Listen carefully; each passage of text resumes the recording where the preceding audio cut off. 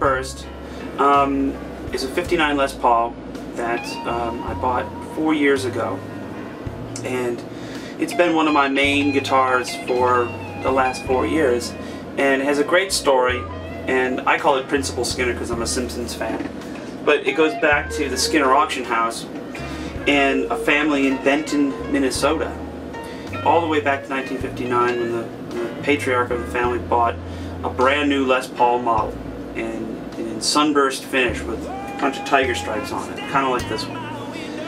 Around 1980, I gave it to his son to play. The family knew the guitar was worth a lot of money. By the time 2006 had come around, not only was the father retired, but the son was about to retire from the Benton police force as the chief of police, and asked his father permission to sell the guitar. By that time, it was a very, very expensive guitar.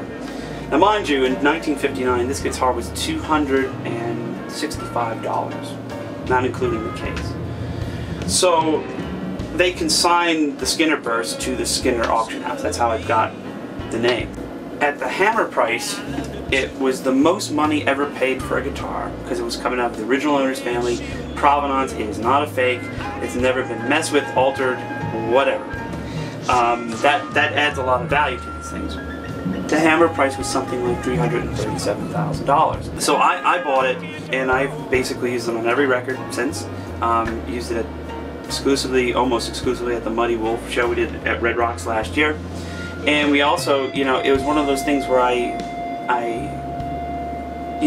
just play it almost every day, and I love the guitar. And so when the idea came about to do a second set of Seymour Duncan pickups, it became very logical that we would just do the next one, which was Principal Skinner.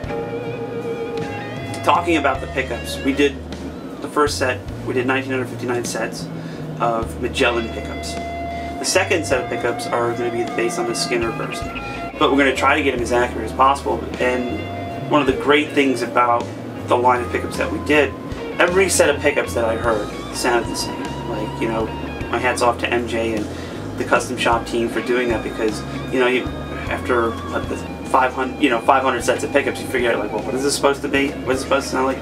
They're very, very consistent.